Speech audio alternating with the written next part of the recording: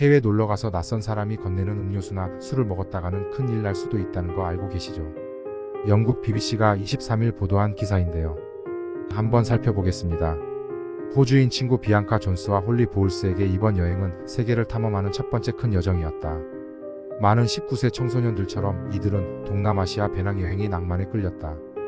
이곳은 음식이 훌륭하고 사람들이 친절하며 풍경이 아름다운 곳이다. 이들은 학교와 대학교를 마친 후 해외여행을 떠나기 위해 충분한 돈을 모았고 그렇게 많은 아이들이 하듯 여행을 떠났습니다. 라고 그들의 축구팀 코치 니키스가 말했다. 이들은 11월 12일 라오스 중부 방비행이라는 강변 마을에 도착했다. 두 사람은 인기 있는 나나 배낭여행자 호스텔에 체크인했다. 이곳에서는 손님들에게 도착 시 무료 샷을 제공하는 것으로 유명하다. 며칠 뒤 두 사람 모두 태국 병원에서 생명유지 장치에 의지하게 되었다. 존스의 사망 소식은 11월 21일에 발표되었으며 보울스는 하루 뒤에 사망했다. 또한 28세의 영국 여성 시몬 화이트의 사망도 목요일에 확인되었다. 이들은 방비행에서 발생한 것으로 보이는 메탄올 중독 사건의 희생자 중 일부였다. 19세와 20세의 덴마크 여성 2명도 지난주에 사망했으며 미국 남성 1명도 사망했다. 이들의 신원은 밝혀지지 않았다. 몇 명이 더 병에 걸렸는지는 불분명하지만 이 사망 사건에 대한 국제경찰 수사가 진행 중이다. 많은 의심은 피해자 중 일부가 머물렀던 숙소에 집중되고 있다. 두 여성은 밤 외출 전 해당 숙소에서 무료 샷을 마신 것으로 알려졌다. 숙소 관리자는 책임을 부인하며 같은 날 밤 100명 이상의 다른 손님들도 같은 술을 마셨지만 문제를 보고한 사람은 없었다고 말했다. 관리자는 목요일 경찰에 소환되어 조사를 받았다. 보울스 가족을 대신해 언론에 이야기한 히스 씨는 메탄올이 두 여성을 병들게 했다는 것을 알고 있지만 그것이 언제 어디서 그들의 몸에 들어갔는지는 아무도 모른다고 말했다. 이 사건을 이해하기 위해 BBC는 배낭여행자들과 외교관들에게 방비행 지역에 대해 인터뷰를 진행했다. 보도에 따르면 여행자들이 병에 걸린 이 마을은 과거 이미지를 개선하려는 노력에도 불구하고 여전히 파티의 중심지로 남아있으며 메탄올 중독의 위험이 영사관과 관광업체 사이에서 잘 알려져 있지만 여행자들은 대체로 이에 대해 무지한 상태라고 한다. 석회암산과 논으로 둘러싸인 남송 강변의 작은 마을 방비행은 아름다운 풍경으로 알려져 있다.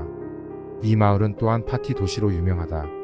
라오스 정부는 지난 10년 동안 이 이미지를 벗기 위해 노력해왔다.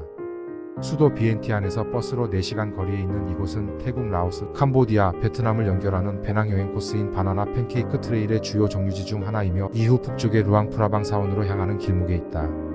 방비행에서는 호스텔 침대가 10유로 미만, 그러니까 하나로 약 14,000원에 광고되며 맥주 한 버킷은 그 절반 가격으로 구매할 수 있다. 마리화나 같은 약물도 카페와 식당에서 공개적으로 광고된다. 2000년대 초와 2010년대의 이 마을은 강에서의 튜브 파티와 과격한 파티로 유명했다. 하지만 몇몇 관광객들이 부상을 입거나 사망한 이후 안전 기준을 강화하려는 노력이 이루어졌다. 강 튜브 사고를 줄이기 위해 강변에 술집을 철거하고 사람들이 떠다니며 마시던 보드카를 판매하지 못하게 했습니다. 라고 한 서양 외교관이 BBC에 말했다. 라오스 정부는 이 마을을 단순히 젊은이들이 술을 마시는 곳이 아닌 생태관광지로 다시 중심을 잡으려 했다. 그것이 실제로 효과를 봤습니다. 라고 그는 말했다.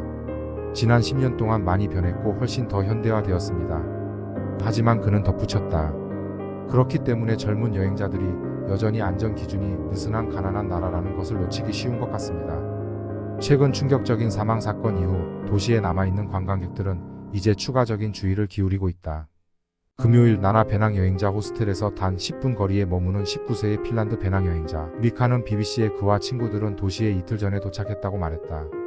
그들은 이제 병맥주만 주문하고 샷이 포함된 강 튜빙을 다시 생각하고 있다.